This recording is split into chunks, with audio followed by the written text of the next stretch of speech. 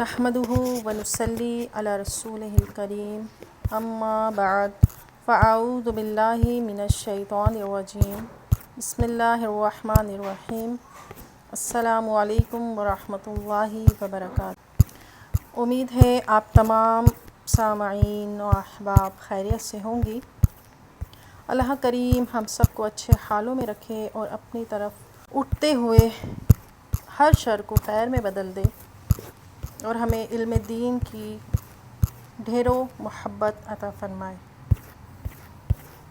جیسا کہ آپ سب کو معلوم ہی ہے کہ ہمارے فرض علوم کورس کے جو لیکچرز ہیں الحمدللہ جاری و ساری ہیں، ان میں ہم بہت سے فرض علوم اور ان کے مسائل کو جان چکے ہیں۔ آج انشاءاللہ عز و جل ایک ایسا ٹاپک ہے کہ جسے ہر کوئی جاننا بھی چاہتا ہے، سمجھنا بھی چاہتا ہے اور ایسا بننا بھی چاہتا ہے۔ آپ سے یہی سوال ہے کہ کیا آپ مستجابات الدعوات بننا چاہتی ہیں؟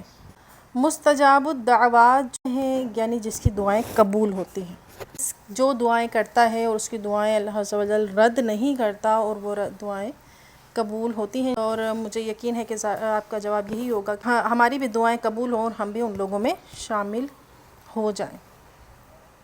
اور کیوں نہ ہو کہ یہ دعا ہی تو مومن کا ہتھیار ہے۔ دعا سے بڑھ کر ہمارے پاس کون سا سہارا ہے؟ لیکن آج بظاہر ایسا محسوس ہوتا ہے کہ ہماری سسکیوں میں وہ اثر نہیں رہا، ہماری التجائیں باب قبول تک نہیں پہنچ رہیں۔ اگر غور کریں تو اس کی وجہ ہمارے افعال ہی ہیں، ہمارے اعمال ہی ہیں۔ ہم جو کچھ بھی کر رہے ہیں ہم خود ہی اس کے ذمہ دار ہیں اور ہماری دعاؤں کی قبولیت کی راہ میں یہ آڑ ہے۔ لیکن وہ کریم پروردگار تو دعاؤں کا قبول فرمانے والا ہے۔ وہ تو خود فرماتا ہے کہ مجھ سے دعا مانگو میں قبول فرماؤں گا، اس کے خزانوں میں کوئی کمی نہیں ہے۔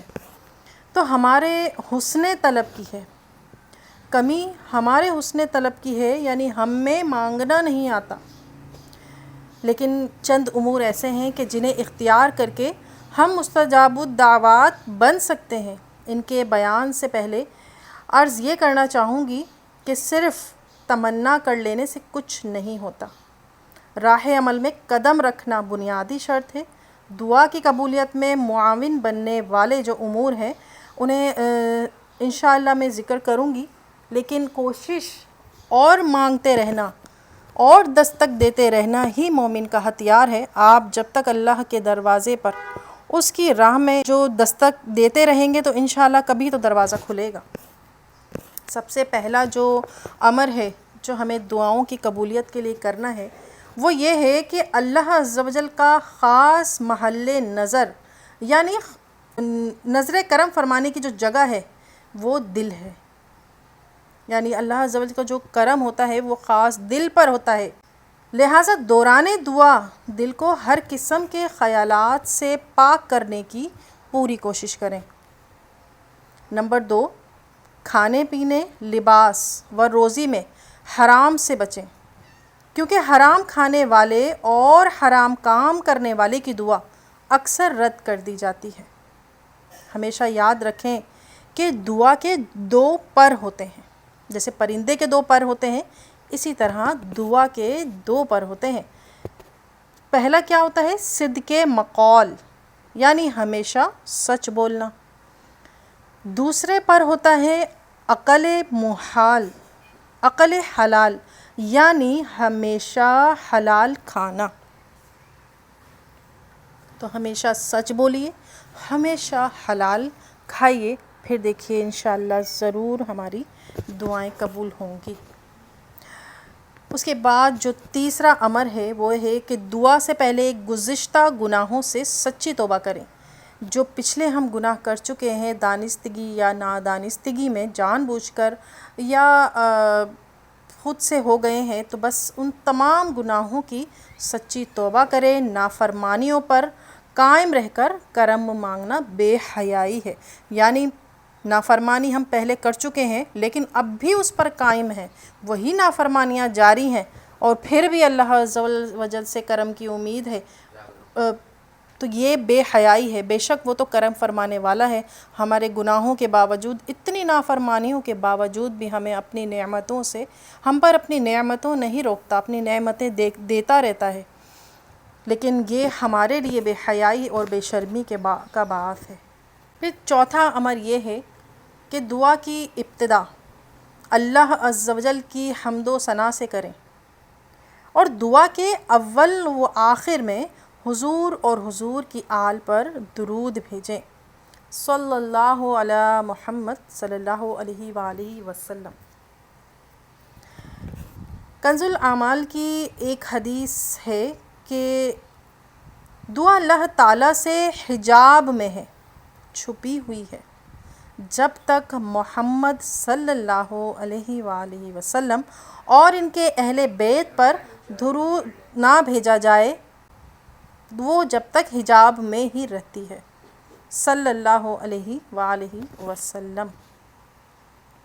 یہ جو حدیث مبارکہ ہے یہ کنز الاعمال کی کتاب الاذکار کی حدیث نمبر 3212 ہے۔ پھر پانچواں امر یہ ہے کہ جس سے ہماری دعائیں قبول ہو سکتی ہیں کہ دعا کی ابتدا میں اللہ عز و جل کو اس کے محبوب ناموں سے پکاریں، مثلا 3 بار کہیں یا ارحم الراحمین، یا ارحم الراحمین، یا ارحم الراحمین، اور 5 مرتبہ کہیں یا ربنا، یا ربنا، یا ربنا۔ ان دونوں ناموں سے پکارنے والے کے لیے بشارتیں ہیں کہ ایسے شخص کی دعا رد نہیں ہوتی، قبول ہوتی ہے۔ اس کے بعد جو چھٹا امر ہے وہ یہ ہے کہ دعا میں وسیلہ اختیار کریں، بالخصوص حضور سید عالم صلی اللہ علیہ وآلہ وسلم اور سرکار بغداد حضور غوث پاک شیخ عبد القادر جیلانی رضی اللہ تعالیٰ عنہ کو اپنی دعاؤں کی قبولیت اور نجات کے لیے وسیلہ بنائیں کہ محبوبان خدا کے وسیلے سے دعائیں قبول ہوتی ہیں۔ 7واں امر ہے کہ دعا میں نہایت گریہ و زاری کریں، اپنے گناہوں پر نادم ہوں، گڑ گڑا کر اللہ سے دعا کریں کہ اللہ شکستہ دل والوں کی دعائیں قبول کرتا ہے۔ شکستہ دل، ٹوٹے ہوئے دل، غمزدہ دل جو ہوتے ہیں، گریہ و زاری کرنا، رونا، کوشش کریں کہ آنکھ سے آنسو چھلک پڑے۔ اگر یہ بھی نہ ہو سکے تو رونے جیسی صورت ہی بنا لیجئے۔ حدیث مبارکہ میں ہے کہ اللہ دعا میں الحاح یعنی گڑ گڑانے والوں کو دوست رکھتا ہے، اور یہ حدیث شعب الایمان کی 1108ویں حدیث ہے۔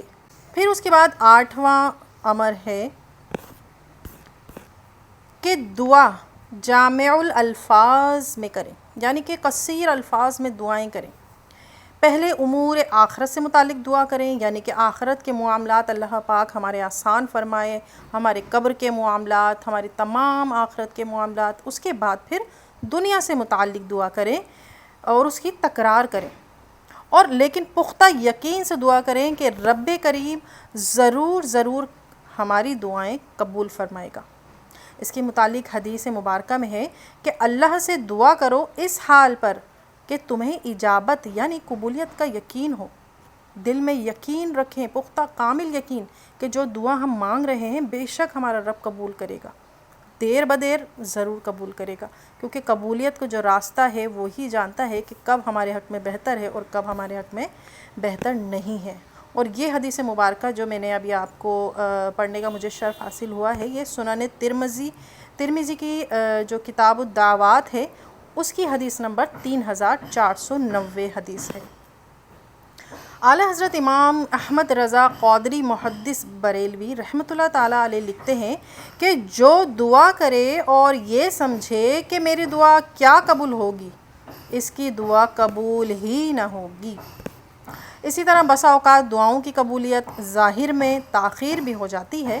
ایسے میں معاذ اللہ ادعیہ و اعمال کی تاثیر سے مایوس نہیں ہونا چاہیے، دعا میں مشغول رہنا چاہیے۔ دعاؤں کی قبولیت میں جلد بازی کرنے والوں سے متعلق حدیث مبارکہ میں ہے کہ تمہاری دعا قبول ہوتی ہے جب تک جلدی نہ کرو کہ میں نے دعا کی تھی قبول ہی نہ ہوئی۔ یہ بھی سنن ترمذی کتاب الدعوات کی حدیث نمبر 3619 ہے۔ پھر جو امر ہے نواں امر جو ہے وہ یہ ہے کہ جب اپنے لیے دعا مانگیں تو سب اہل اسلام کو اس میں شریک کر لیں۔ اعلیٰ حضرت رحمۃ اللہ تعالیٰ علیہ فرماتے ہیں کہ اگر یہ سب مسلمانوں کے لیے دعا کرنے والا خود قابل عطا نہیں، یعنی کہ ایسا نہیں ہے، اس قابل نہیں کہ اس کو عطا کیا جائے، تو کسی بندے کے طفیلی ہو کر، یعنی اس بندے کے صدقے میں جس کے لیے وہ دعا کر رہا ہے، یہ بھی مراد کو پہنچ جائے گا انشاءاللہ۔ اسی کے متعلق دوسری حدیث میں ہے کہ جو سب مسلمان مردوں اور مسلمان عورتوں کے لیے استغفار کرے، اللہ تعالیٰ اس کے لیے ہر مسلمان مرد و عورت کے بدلے ایک نیکی لکھے گا۔ جو ہماری دعاؤں کی قبولیت کا عمل ہے وہ سب سے کامل یقین ہے کہ ہمیں اپنے جو ہم مانگ رہے ہیں اس اور دعا کی قبولیت پر ہمیں کامل یقین ہونا چاہیے کہ ضرور ہم جو بھی مانگ رہے ہیں اس میں اس کی جو ہے دعائیں ہماری ضرور قبول ہوں گی۔ اور مستجاب الدعوات بننے کا جو نسخہ ہے یہ ہمارے پیارے آقا صلی اللہ علیہ وآلہ وسلم نے ارشاد فرمایا کہ جو ہر روز مسلمان مردوں اور مسلمان عورتوں کے لیے 27 مرتبہ استغفار کرے، ان لوگوں میں ہے جن کی دعا مقبول ہوتی ہے اور ان کی برکت سے خلق یعنی مخلوق کو روزی ملتی ہے۔ اسی طرح دوسری حدیث مبارکہ میں ہے کہ جو مسلمان مردوں اور مسلمان عورتوں کے لیے استغفار کرے، اللہ تعالیٰ اس کے لیے ہر مسلمان مرد و عورت کے بدلے ایک نیکی لکھے گا۔ اسی طرح جب دوسروں کے لیے دعا کی جاتی ہے تو ہمارے حق میں بھی وہ دعا زیادہ قبولیت کی امید رکھتی ہے، جیسا کہ حدیث میں ہے کہ جب بندہ اپنے مسلمان بھائی کے لیے دعا کرتا ہے تو اللہ تعالیٰ فرماتا ہے لبیک اے میرے بندے، اور میں پہلے تجھ سے شروع کروں گا۔ یعنی جو دعا کی قبولیت ہے یا جو دعا مانگی گئی ہے وہ تمام مسلمانوں کے لیے مانگی اس شخص نے، تو اللہ عز و جل اس سے کیا فرماتا ہے کہ اے میرے بندے، میں پہلے تجھ سے یعنی کہ تیری دعا تیرے حق میں یہ دعا قبول کروں گا اور اس کے بعد پھر تمام لوگوں کی۔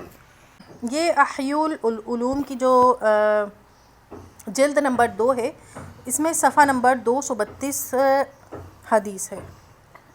لہٰذا دعا کی قبولیت کے لیے اپنی دعاؤں میں والدین، مشائخ اور اساتذہ کو ضرور شامل رکھیں۔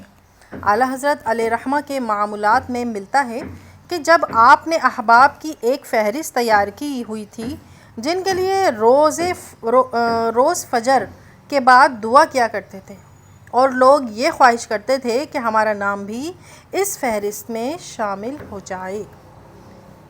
10واں امر، بکثرت دعائیں کریں۔